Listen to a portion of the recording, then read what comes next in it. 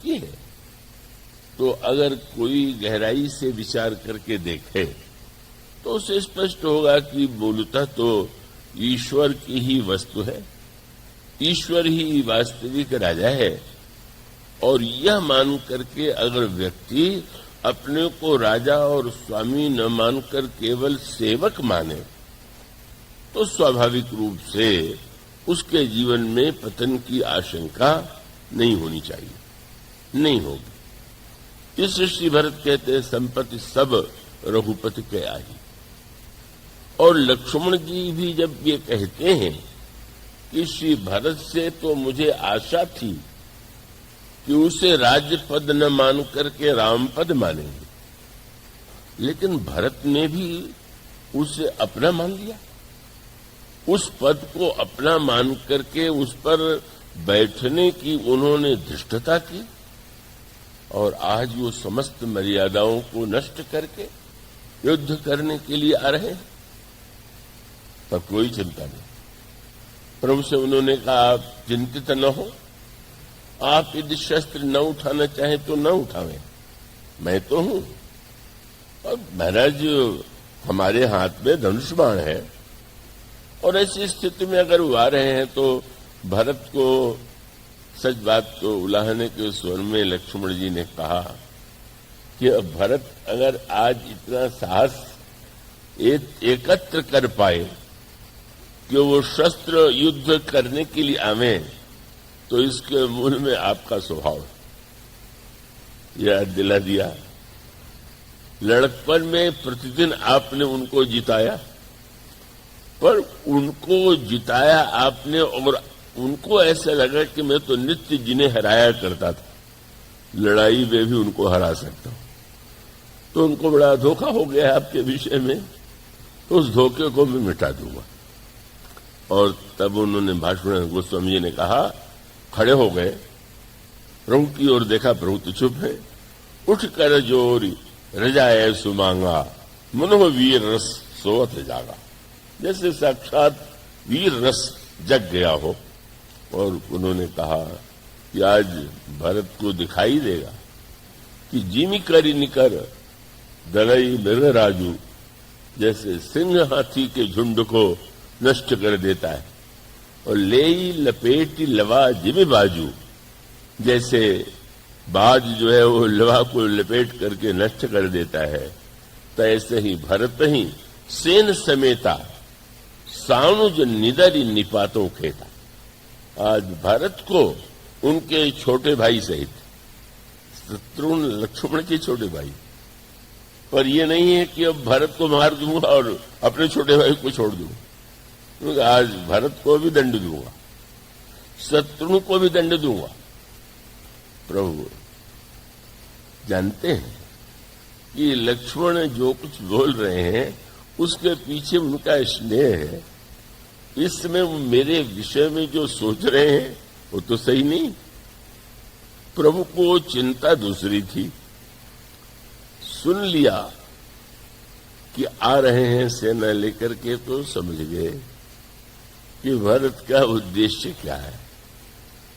उनकी गहरी भावना को प्रभु जानते हैं और वे समझ गए कि भरत आ रहे हैं और गुरुदेव से आग्रह करेंगे कि चित्रकूट में राज तिलक कर दिया जाए और कहेंगे कि लौट चलिए।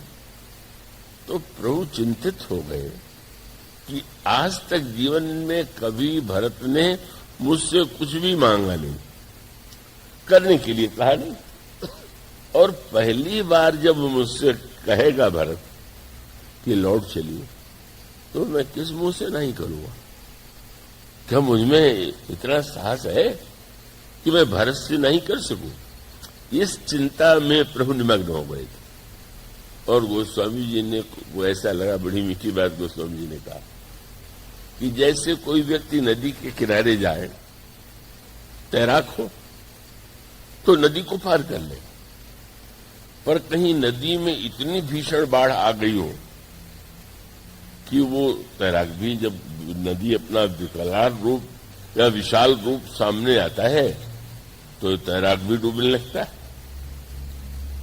तो प्रभु जो है वह तो मानो मर्यादा के तैराक है, मर्यादा के द्वारा ही इस व्यवस्था की, समाज की व्यवस्था को चलाते हैं। प्रभु को आज लगा कि जो नदी उमड़ करके आ रही है चित्रकूट के आश्रम में, इसमें मैं डूब जाऊंगा। और वह है भरत के प्रेम की नदी। भरत का जो ये उपनाता वह प्रेम है, और इतना विराट प्रेम है, आज मेरी मर्यादा तो डूब जाएगी। आज मैं मर्यादा के प्रति आग्रही नहीं रह पाऊंगा। मैं भरत से नहीं कह पाऊंगा कि मैं नहीं लौटूंगा।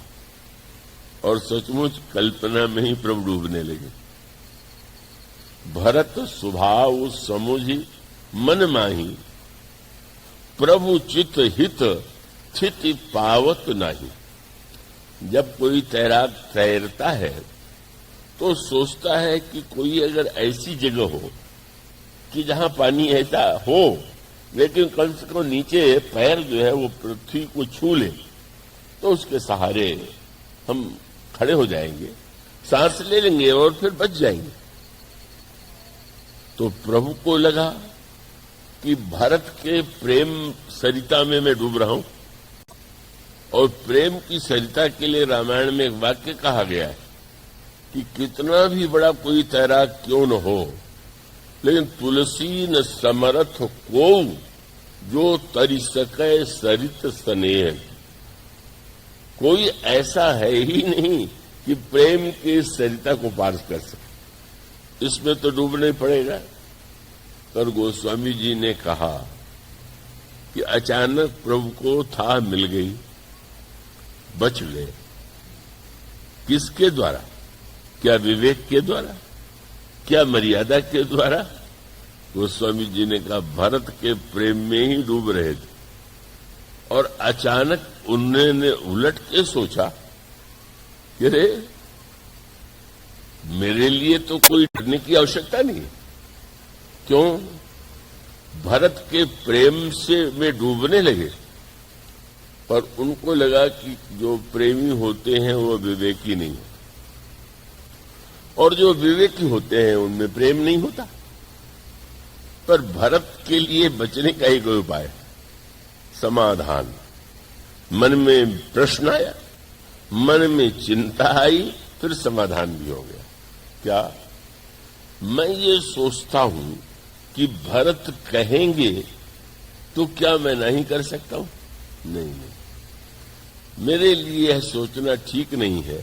प्रारंभ तो यहां से करना चाहिए कि भरत कहेंगे कि नहीं कहेंगे। जिसने आज तक नहीं कहा, क्या आज कह सकता है?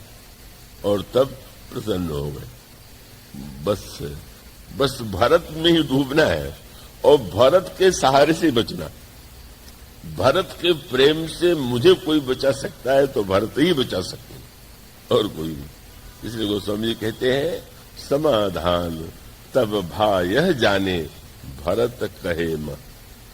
भरत आज्ञाकारी है, आज तक कोई आज्ञा नहीं दिया। दूसरा शब्द साधु। भरत साधु है। साधु जो है संसार में किसी का काम बिगाड़ता नहीं। साधु सयाने, भरत जैसा साधु संसार में हुआ नहीं। बड़ा ही विवेकी और निरंतर मुझसे ही आज्ञा की मांग करने वाला भरत। चलो चलो, कोई चिंता नहीं, मैं व्यर्थ क्यों चिंता करूं। तो प्रभु तो आपने में ही, अपने में ही प्रश्न उठाया। उन्होंने भरत के द्वारा ही प्रश्न उठाया और भरत के द्वारा ही समाधान पा लिया। पर तब तक लक्ष्मण जी तो पूरे वीर रस में आ गए थे, और जब उन्होंने यह वाक्य कहा तो प्रभु का एक बार विचार हुआ कि हम लक्ष्मण को रोके हैं कि ऐसे नहीं बोलो, क्योंकि उन्होंने कोई ऐसा कठोर शब्द नहीं था कि जो भरत के लिए न कह दिया। कुटिल कुबंधु कुअवसर ताकी, जान राम बनवास एकाकी, करि कुमंत्र मन साज समाजू, आए करे अकंटक राजू, कोट प्रकार कल्प कुटिलाई, आए दल बटोर दो भाई। कुटिल है, कपटी है, खल है, कोई शब्द ऐसा नहीं कि जो उन्होंने न कह दिया। प्रभु ने सोचा लक्ष्मण जी समझ गए प्रभु कुछ कहना चाहते, तो उन्होंने कहा मैं जानता हूं कि आप सर्वज्ञों में आप तो साक्षात ईश्वर और आप सर्वज्ञ हैं। संसार में मुनि भी सर्वज्ञ होते हैं, लेकिन तुम सर्वज्ञ शिरोमणि स्वामी, आप सर्वज्ञों में सबसे ऊपर है। लेकिन हे सर्वज्ञ प्रभु, मैं आपसे श्री भरत के विषय में प्रश्न नहीं करूंगा। सर्वज्ञ भी मानते हो, तुम बोल जो रहे हो, बोले आप नहीं समझ, मैं जैसा समझता हूं वो मैं कहूंगा। तो ये तो विचित्र बात है भाई, या तो सर्वज्ञ न मानो, सर्वज्ञ मानने के बाद तो पूछना चाहिए कि आप तो सर्वज्ञ हैं, बताइए भरत जी सेना लेके क्यों आ रहे। लक्ष्मण जी ने ऐसी मीठी बात कह दी कि प्रभु ने निर्णय किया कि मेरा चुप ही रहना था। श्री लक्ष्मण ने कहा प्रभु मैं क्यों पूछूं, क्योंकि मेरे पूछने पर जो आप उत्तर देंगे उसे मैं जानता हूं। आप कितने भी बड़े सर्वज्ञ हो, पर आप जो उत्तर देने वाला है उसका सर्वज्ञ मैं क्या। कहने लगे महाराज अगर कहीं मैंने पूछ दिया तो आप तो कहेंगे भरत तो बड़ा साधु, बड़ा सरल है, बहुत श्रेष्ठ चरित्र वाला है। बात तो प्रभु यही कर सकते थे। तो मानो प्रभु बोल तो नहीं रहे, पर प्रभु का तात्पर्य है कि मैं कहूंगा तो क्या इसमें तुमको विश्वास नहीं होगा? नहीं महाराज, विश्वास नहीं होगा कि सर्वज्ञ भले ही आप हो, पर सर्वज्ञता का प्रयोग तो तब व्यक्त करता है जब उसके मन में यह बात आवे कि इसके विषय में जाने। सती जी परीक्षा में सीता जी का वेश बना करके आई, भगवान शंकर ने पूछ दिया लीन परीक्षा कौन विधि। जब उन्होंने कहा मैंने परीक्षा नहीं लिया, तीन प्रणाम तुम्हारे ही नहीं, आपने जैसे प्रणाम किया था वैसे ही मैंने भी आपको प्रणाम किया। शंकर जी ने आश्चर्य से पूछा तो प्रणाम करना था तो वहां जाने की क्या आवश्यकता थी? तो बोले महाराज आपने दूर से किया था, मुझे लगा कि जरा पास से करूं, इसलिए मैं गई थी। तब शंकर जी को संदेह हो गया। तब शंकर देखे उधरी ध्याना, अरे ऐसा कैसे हो सकता है, ये असत्य बोल रही। तो जो दिखाई दिया वो समझ गए कि इन्होंने क्या किया। उस समय उन्होंने ये कहा कि प्रभु सर्वज्ञ भले ही आप, पर आपका स्वभाव तो ठीक उल्टा है। क्या आपका हृदय ऐसा बना हुआ है कि जब किसी पर संशय हो तब न आप सर्वज्ञता से जानेंगे कि ये कैसा है। आप तो काहे कैसे बने हुए हैं। भक्त लोग कहा करते हैं हमारे प्रभु बहुत अच्छे पारखी नहीं।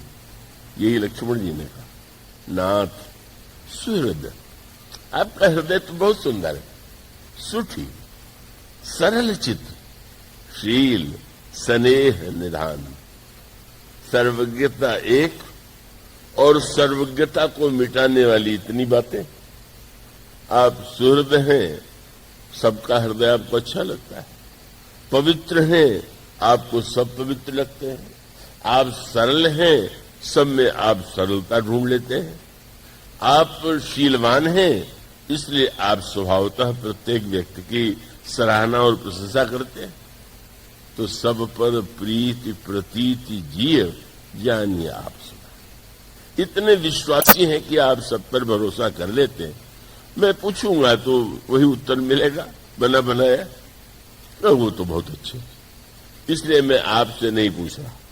मैं जैसा समझ रहा हूं वैसा कह रहा हूं, और मैंने निर्णय किया है कि इसको मैं युद्ध के द्वारा भारत को परास्त करके उन्हें बताऊंगा कि आपको समझने में उन्होंने कितनी बड़ी भूल कर दी। और मुझे विश्वास है कि आप शांत तो बहुत हैं, लेकिन आज कृपा करके शांत न रहिएगा।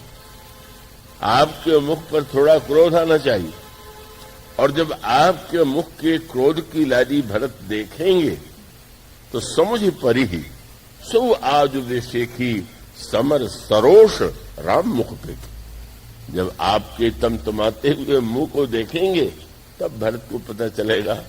अब भरत ने, प्रभु ने चुप्पी साध लिया। सचमुच जो कहने वाले थे लक्ष्मण जी ने कह दिया, आप यही कहेंगे। जब युद्ध के लिए प्रस्तुत हो गए तो आकाशवाणी हुई, जग भय मगन गगन भई बानी, लखन बाहुबल विपुल बखानी। लक्ष्मण जी के अनंत हैं आप, सर्वशक्तिमान हैं आप, काल के भी काल हैं आप। लेकिन तुरंत स्तुति करने के बाद देवताओं ने कहा, जग भय मगन गगन भई बानी, लखन बाहुबल विपुल बखानी। तात प्रताप प्रभाव तुम्हारा, को कह सके, को जान नहीं आ रहा। लेकिन प्रभु अनुचित उचित काज कछु हो, समुझ करिय भल सह कह सबको। इसलिए सहसा करी पाछे पछताही, कहीं वेद बुधते बुध नहीं। संकेत कर दिया। जो ही देवताओं का ये वाक्य लक्ष्मण जी के कान में पड़ा, लक्ष्मण जी बिल्कुल चुप, संकोच में पड़ गए। सुनी सुर वचन लखन सकुचाने।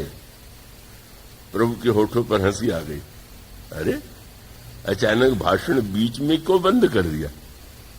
अभी तो बड़ी तेजोमयी भाषा बोल रहे थे, मुझे बोलने नहीं दिया और स्वयं बोलते गए। तो मुझसे तो तुमने नहीं पूछा, किंतु देवताओं ने जब कहा तो तुम संकोच में क्यों गड़ गए?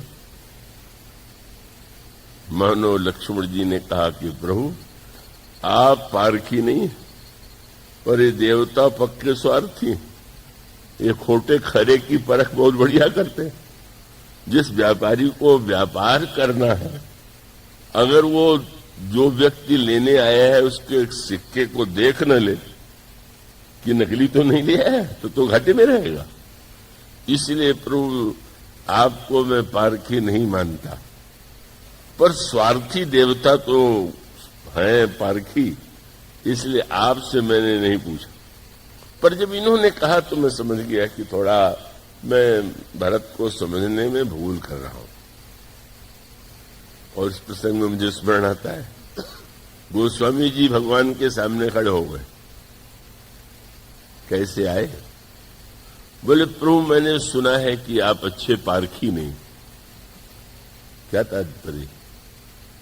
का प्रभु जिसके पास खरा सिक्का है वो तो निर्भीक होकर दुकानदार के पास चला जाता है, पर जिसके पास खोटा सिक्का होता है वो ऐसे दुकानदार को ढूंढता है कि जिसको दिखाई कम देता हो और जो सिक्का आता हो पेटी में डाल देता हो।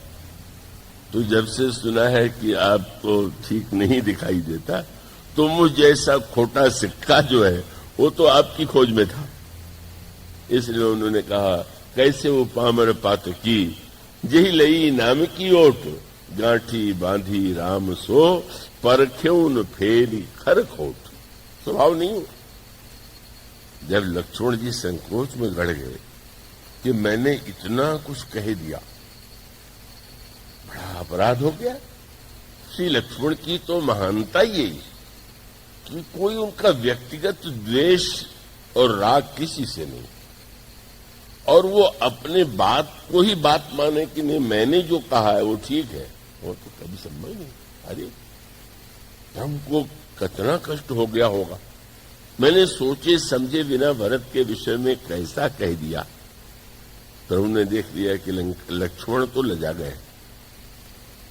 अब वाल्मीकि रामायण में और रामचरितमानस में अंतर। वाल्मीकि रामायण के श्री राम जो हैं वो सत्यनिष्ठ है, और गोस्वामी जी के जो श्री राम हैं वो शीलनिष्ठ है। सत्य भी महान गुण है, शील भी महान गुण है, पर वाल्मीकि रामायण में सत्य को ही मुख्यता दी गई। और इस प्रसंग में प्रभु ने लक्ष्मण जी को फटकारते हुए कह दिया कि नहीं, तुम भरत के विषय में सही नहीं कह रहे हो, और यहां तक कह दिया कि भाई अगर तुम राज्य चाहो तो लक्ष्मण में भरत से कह के तुम्हें दिला सकता।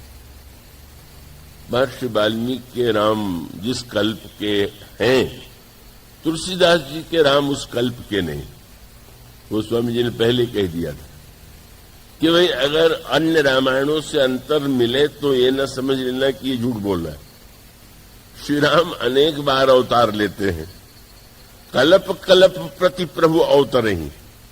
तो महर्षि वाल्मीकि के कल्प में जो अवतार लेते हैं वह तो मेरे नहीं।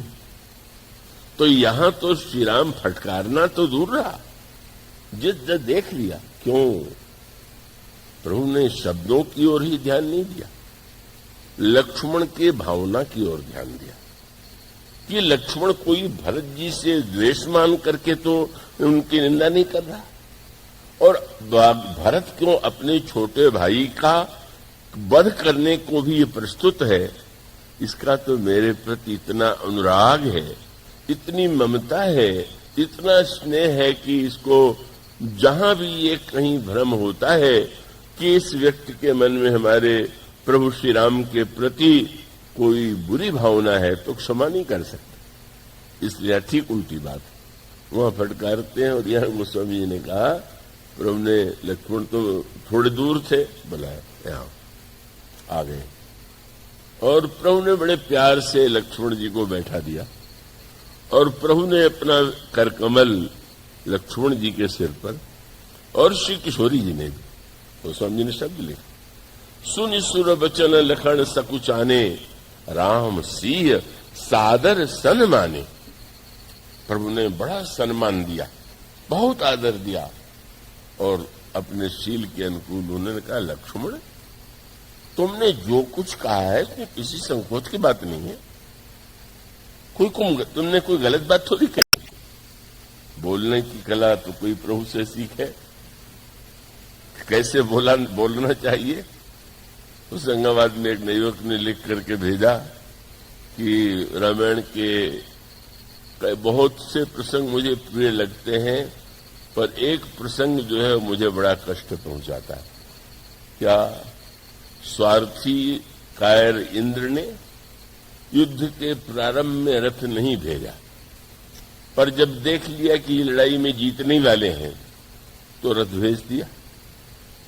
तो भेज दिया, यहां तक तुलसीदास जी लिखते तो मुझे बुरा न लगता, पर उन्होंने लिखा कि जब इंद्र के सारथी मातली ने आकर के कहा कि इंद्र ने आपके लिए रथ भेजा है, तो तुलसीदास जी ने लिख दिया कि भगवान श्री राम तापर हर्ष चढ़े हो, प्रसन्न होकर प्रभु चढ़ गए। और उस युवक ने लिखा कि अगर राम की जगह मैं होता तो मैं लात मार के रथ लौटा देता और कह देता कि ले जा रथ, तेरे रथ के बिना मैं जीत लूंगा। मैंने कहा समस्या तो यही है कि जो आप बोल सकते हैं वो श्री राम नहीं बोल सकते, और श्री राम जो बोल सकते हैं अगर आप बोलना सीख लें तो राम राज्य के पास पहुंच जाएंगे। श्री राम बोलना कैसे बोलना चाहिए, मत का खंडन करते समय भी क्या शैली है प्रभु की। सामने वाले को नीचा नहीं दिखाना है, अपमानित नहीं करना है, तुच्छ नहीं सिद्ध करना है। आपने यही कहा। वाह लक्ष्मण, नीति शास्त्र का तुम्हें कितना सुंदर ज्ञान है। तुमने जो कहा बिल्कुल ठीक कहा। यहीं से प्रारंभ हुआ। कही तात तुम नीति सुहाई, सबते कठिन राजमद भाई। लेकिन अचानक फिर मोड़ आपने दे दिया। उन्होंने कहा ये सिद्धांत तो है, पर लक्ष्मण तुम तो जानते ही हो कि सिद्धांत के अपवाद भी कुछ लोग तो होते ही हैं। तो वो सत्य है कि राज्य पाकर के लोग उन्मत्त हो जाते हैं, इतिहास में होते रहे हैं। लेकिन केवल इतना मैं कहूंगा कि ठीक है, किसी ने सुन लिया कि दूध में खटाई डालने से दूध फट जाता है या जमाना हो तो जम जाता है। ये सुनकर के वो एक बर्तन में थोड़ी खटास थोड़ी दही डाल दे तो चाहे कहिए फट गया जम गया। पर अगर किसी ने सुन लिया कि खटाई से दूध अवश्य फट जाता है और क्षीर समुद्र में खटाई लेके पहुंच गया और सोचा कि इसमें खटाई डाल दे तो ये भी फट के दही बन जाएगा। अब वो क्षीर समुद्र में जहां अनंत दुग्ध का सागर लहरा रहा है, कितनी खटाई डालेगा वो? तो उन्होंने कहा, भैया लक्ष्मण, सत्य तो यही है कि यह जो राज्य पद है वो जे अचमहि नृप मातहि तेई। कौन? जिन गुरु साधु सभा नहीं सही, जो गुरु सज्जनों का संग जिन्होंने नहीं किया है। और तुम भरत के विषय में कहते हो तो मैं यही कहूंगा कि भरत ही होई न राजमद। अयोध्या का राज्य नहीं, विधि हरि हर पद पाए। ब्रह्मा विष्णु शिव कोई पद दे दिया जाए, भरत को कोई अंतर नहीं पड़ेगा। क्यों? वही कबहू की काजी सीकरनी क्षीर सिंधु बिनसाए। क्या खटाई के किसी छोटे से कण से क्षीर समुद्र नष्ट हो सकता है? भरत क्षीर समुद्र है और यह पद का मद उसको कहां, वहां तो पद का मद ही आकर के दूध के रूप में बदल जाएगा। वो भरत में मद उत्पन्न करने में समर्थ नहीं। और फिर तो ऐसी प्रशंसा किया भरत की, उन्होंने कहा, लक्ष्मण सत्य तो ये है, चाहे अंधकार सूर्य को निकल जाए, चाहे पृथ्वी क्षमा को छोड़ दे, तिमिरी तरुण तरणी ही मकु गिलई, गगन मगन मकु मेघई मिलई, गोपद जल बूढ़ई घट छोनी, सहज क्षमा बरुछाड़ी छोनी, मशक फूंक मकु मेरु उड़ाई, पर होई नृप मद भरत ही भाई। इस प्रकार का वाक्य ज्यों ही लक्ष्मण जी सुना, इतने प्रसन्न हो गए। वे बस अभिमानी का और प्रेमी का अंतर है। अभिमानी होते तो लगता है तो बहुत तो हमारी बात काट दी गई। बड़े प्रसन्न हो गए, इतने आनंदित हुए कि मेरे मन में तो भ्रम हो गया था। लेकिन श्री भरत इतने महान हैं, धन्य हैं, इतने श्रेष्ठ हैं, बस सब तो जब वे आवेंगे तो उनके चरणों में गिर करके मैं साष्टांग प्रणाम करूंगा, ऐसी भावना।